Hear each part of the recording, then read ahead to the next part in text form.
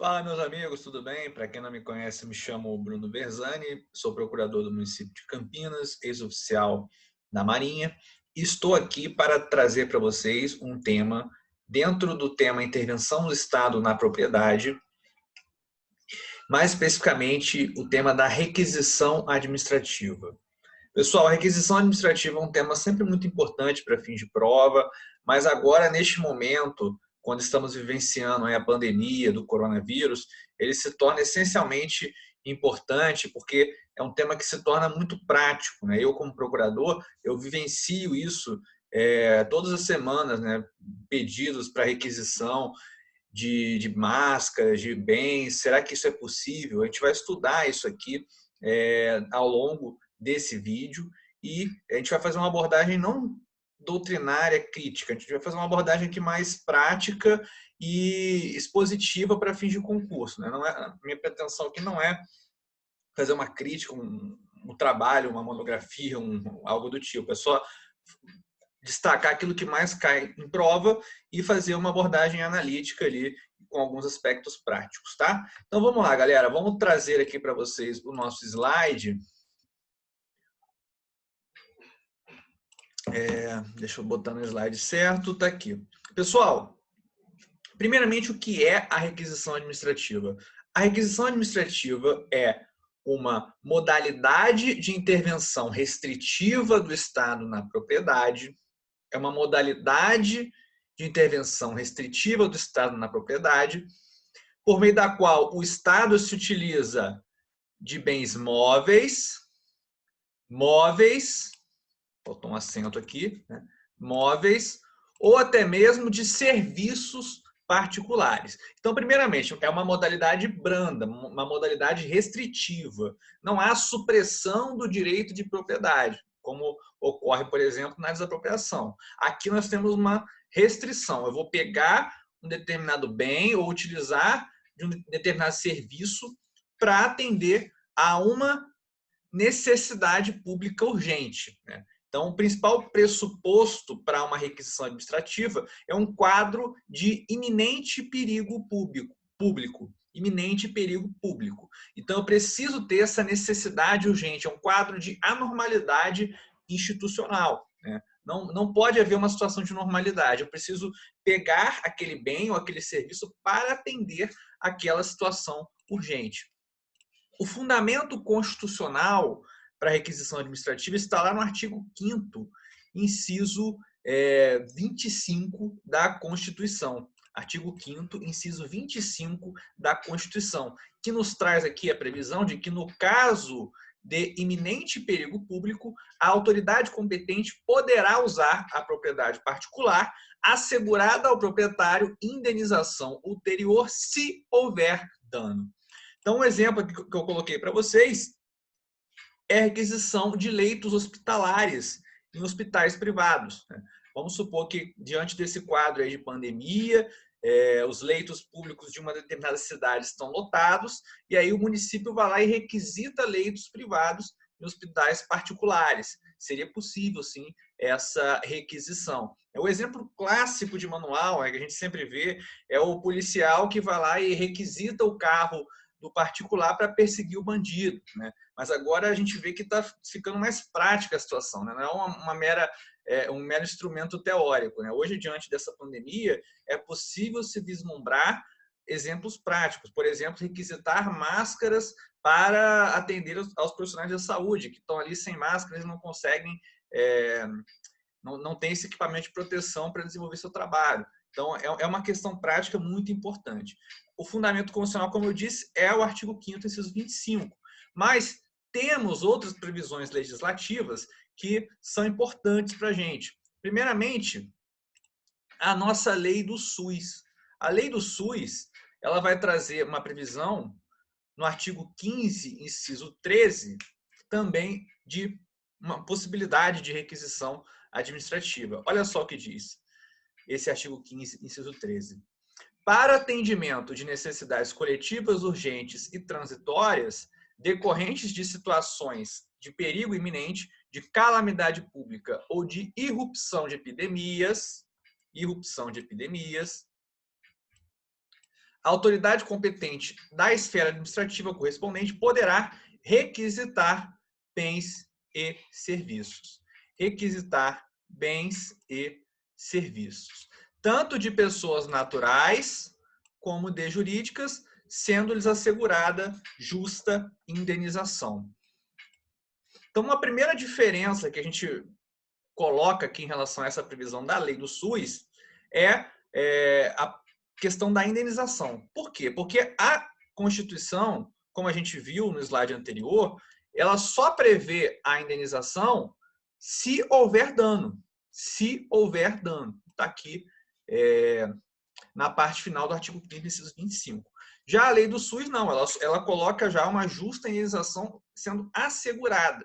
Então, aqui, será que haveria um direito subjetivo do particular em ter essa indenização? Isso pode ser questionado, né? Mas, a princípio, a lei assegura esse direito. Você, numa prova de procuradoria, ou um caso que você esteja defendendo o Estado ou o município, pode ser que você tente rechaçar essa aplicação, caso isso seja conveniente, porque você pode, por exemplo, dizer que a Constituição só assegura essa indenização no caso de dano. Sem dano não há responsabilidade civil.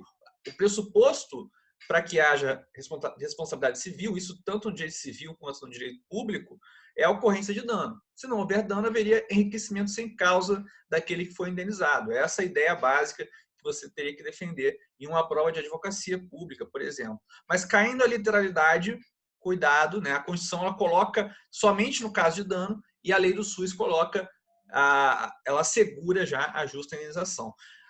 Tal como a nossa lei do coronavírus, a recentíssima lei 13.979 de 2020, ela prevê que para enfrentamento da emergência de saúde pública de importância internacional decorrente do coronavírus, as autoridades poderão adotar, no âmbito de suas competências, dentre outras, as seguintes medidas. E aqui no inciso 7 é prevista a requisição de bens e serviços de pessoas naturais e jurídicas, em hipótese em que será garantido pagamento posterior de indenização justa. Então, a previsão é basicamente parecida ali, né? Até seria um pouco desnecessária, porque a própria lei do SUS já previa, né, a possibilidade de requisição em caso de epidemias. Mas aqui é mais expresso ainda, porque essa lei ela é específica para o enfrentamento da epidemia do coronavírus, a pandemia do coronavírus. E aí, nesse dispositivo, ela prevê expressamente a requisição e também traz a questão da indenização justa, que também, pelo texto da lei, seria um direito subjetivo, mas como nós sabemos, há a previsão na Constituição de que só haveria indenização no caso de dano. E aqui a lei explicita algo que é muito importante, e isso tanto para tanto para essa requisição quanto para qualquer outro tipo de requisição, o pagamento da indenização, se houver, ainda que haja indenização, é somente depois. Primeiro você usa o bem ou serviço e aí só depois você vai indenizar. Porque se você tiver que pagar primeiro para usar, gera um problema. Aí o particular vai querer estipular um preço, vai querer se aproveitar daquela situação, como está acontecendo hoje na questão das máscaras, dos EPIs. Então, ele vai botar um preço lá em cima e aí gera toda uma situação que pode prejudicar o interesse público. Então, aqui a lei ela foi expressa em colocar o pagamento posterior, mas isso vale para qualquer tipo de requisição. Primeiro você requisita, primeiro você executa o que você tem que fazer ali e depois você vai, se for o caso, pagar a indenização. Então, a indenização é somente posterior. Então, essas são as previsões normativas relativas à requisição.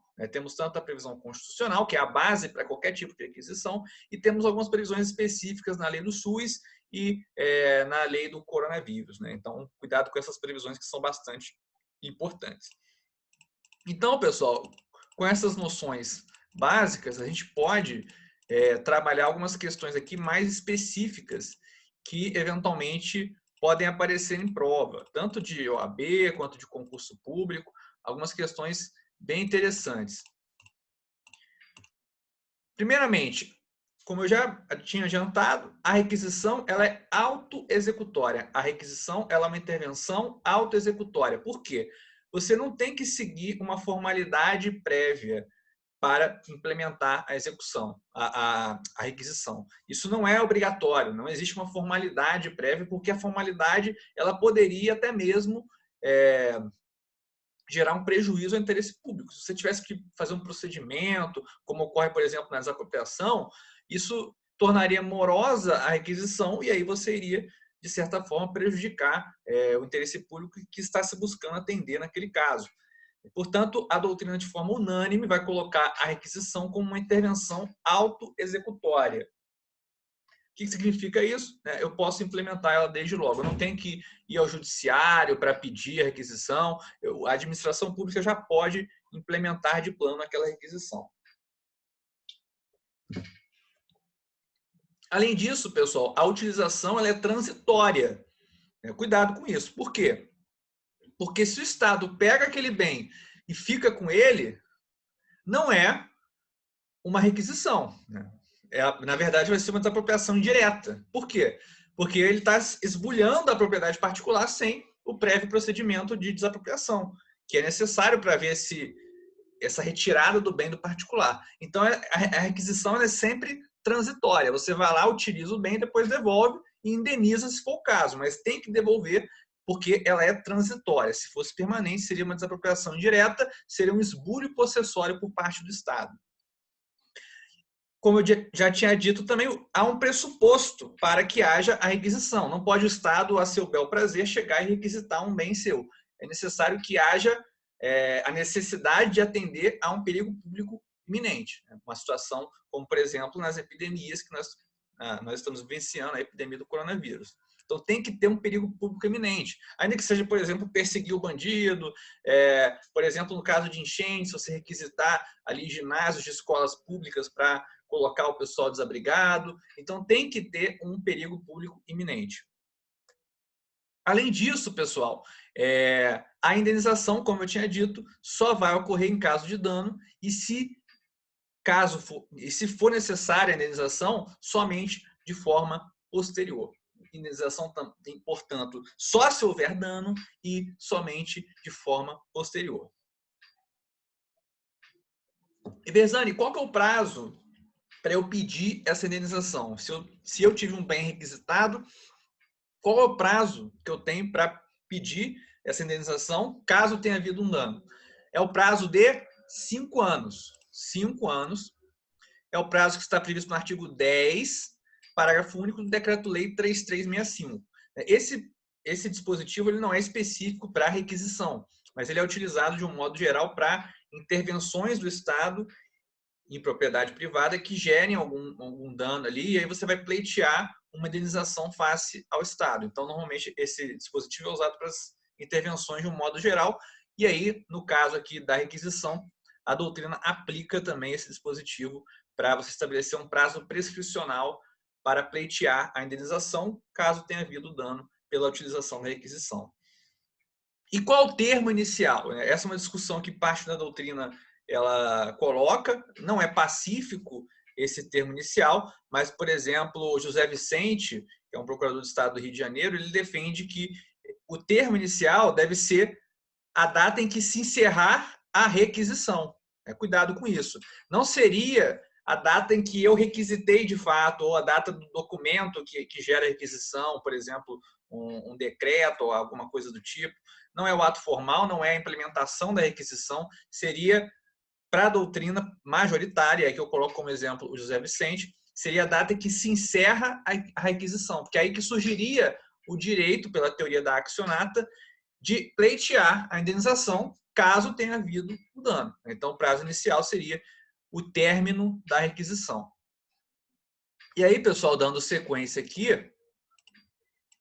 outra questão interessante sobre a requisição administrativa é a competência. Cuidado, que muita gente confunde isso, muita gente erra esse ponto, gente boa, e você não vai errar. Por quê? A competência para legislar sobre requisição, ela é da União. Cuidado, pessoal, esse dispositivo ele é esquecido por muitos.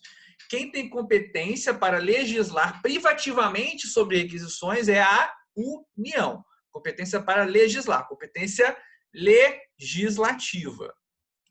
Competência da União, conforme artigo 22, inciso 3 da Constituição. Compete privativamente à União legislar sobre requisições civis e militares em caso de iminente perigo e em tempo de guerra. Então, cuidado, pessoal. Competência legislativa é da União.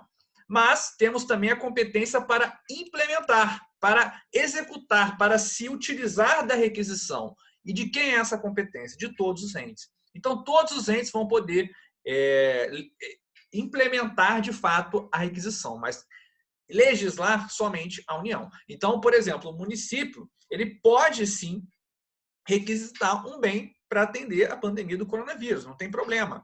Mas, para legislar sobre o tema, somente a União. A União vai estabelecer ali as normas sobre o tema. Alguns municípios têm editado decretos sobre o tema, mas isso é mais para disciplinar, de fato, como vai se dar a requisição.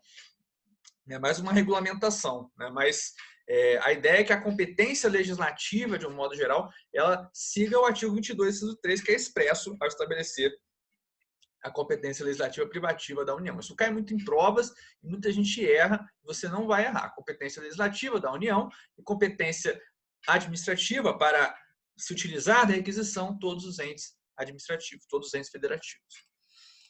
Além disso, pessoal, uma questão muito importante é a seguinte: cabe requisição de bens públicos? Cabe requisição de bens públicos? Pessoal, uma primeira corrente vai defender que não cabe. Por quê? Porque a Constituição ela estabelece de forma expressa que a autoridade administrativa que vai se utilizar da requisição, ela poderá usar a propriedade particular, como a gente viu lá no artigo 5º, inciso 25. Então, artigo 5º, inciso 25, deixa eu só pegar para vocês aqui, para a gente olhar, vai ficar expresso. O artigo 5º, inciso 25, ele é expresso ao colocar a propriedade particular, requisição de propriedade particular. Portanto, para a doutrina majoritária, não poderia haver uma requisição de bens públicos. Esse entendimento ele foi encampado pelo STF no informativo 384, no julgamento do mandado de segurança 25.295-DF do ano de 2005. É um julgado antigo, mas que envolvia ali um conflito federativo no qual a União tinha requisitado 2 hospitais do Rio de Janeiro, o Hospital Miguel Couto e Souza Aguiar, diante do estado de calamidade que vivenciava ali o estado do Rio de Janeiro. Então, haveria essa requisição de um bem público, que é um hospital, e aí a União iria assumir a gestão daqueles hospitais. E aí, o STF entendeu que não cabe a requisição desses hospitais, na verdade, do município do Rio de Janeiro, né? Não caberia a requisição desses hospitais municipais, porque são bens públicos, né? Portanto, não poderia haver essa requisição. E quais foram os argumentos do STF? Quais são os argumentos? É um julgado antigo, mas que é importante, ainda é válido, portanto, pode cair na sua prova. Primeiramente, a autonomia federativa. Autonomia federativa. Os municípios são entes autônomos pelo artigo 18 da Constituição, então eles têm a sua capacidade de auto-organização, autogoverno, e não poderia a União intervir indevidamente na gestão dos hospitais municipais. Só frisando aqui que eram hospitais do município, do município do Rio de Janeiro. Eu cheguei a mencionar que era estadual, mas não, é do município do Rio de Janeiro. E outro argumento, além da autonomia federativa, é que seria essa intervenção uma intervenção federal da União em município. Aliás, intervenção federal só pode ser da União, mas seria uma intervenção da União em municípios. E a Constituição, como regra, ela veda a intervenção federal em municípios. Então, a União só pode intervir nos municípios no caso de territórios. Cuidado com isso, pessoal. Essa questão cai muito em provas de OAB, concursos públicos, provas objetivas. Não pode haver a intervenção da União no município do Rio de Janeiro. Isso não é possível. A União só pode intervir em municípios que estejam situados em territórios federais. Excepcionalmente é possível essa intervenção em territórios federais, em municípios de territórios. Mas municípios, enquanto entes autônomos, o município do Rio de Janeiro, o município de São Paulo, o município de Nova Iguaçu, não pode haver a intervenção da União nesses municípios. Né? Quem vai poder intervir no município é o Estado. É outro artigo lá da Constituição, não é o artigo 34 que traz ali a questão da intervenção federal. Então, cuidado, intervenção federal da União, intervenção da União, só em municípios de território. Não cabe em municípios ali de um modo geral. E aí o STF disse, nesse caso, que haveria uma intervenção federal em municípios velada, né, porque não seria de forma expressa, portanto, não seria possível. Outro argumento aí utilizado pelo STF. E além disso, pessoal, o STF disse que bens e serviços públicos, de acordo com o texto da Constituição, artigo 136, parágrafo 1º, inciso 2, e 139, inciso 6 e 7, os bens públicos só poderiam ser requisitados na vigência de estado de defesa e estado de sítio. Só pode haver requisição de bens públicos por esses artigos que a gente colocou, 136 e 139, na vigência de estado de defesa e estado de sítio, que são situações excepcionais, e aí sim poderia a União requisitar, por exemplo, um bem do município, como no caso o hospital. Mas, como regra geral, não é possível essa requisição, portanto o STF entendeu que, não havendo estado de defesa e estado de sítio decretados, não pode haver a requisição de bens públicos. Argumentos: autonomia federativa e a questão da impossibilidade de intervenção federal em municípios como regra, salvo municípios de territórios. Então, pessoal, com isso, a gente fecha uma questão importante aqui e pode passar para uma outra... Não, na verdade, a gente vai fechar o vídeo aqui, né? A gente conseguiu abordar os principais pontos e agradeço aí a atenção de vocês. Peço que sigam o canal, né? Se inscrevam no canal, clica ali no botãozinho de se inscrever para acompanhar novos vídeos. E sigam aí o Curso PED no Instagram, @CursoPED, PED, Curso PED. E aí vocês vão acompanhar todas as novidades aí sobre não só esse, mas também outros temas. E é isso, pessoal. Qualquer dúvida, podem aí mandar que estamos prontos aí para solucionar. Beleza, pessoal? Muito obrigado pela atenção e até uma próxima oportunidade.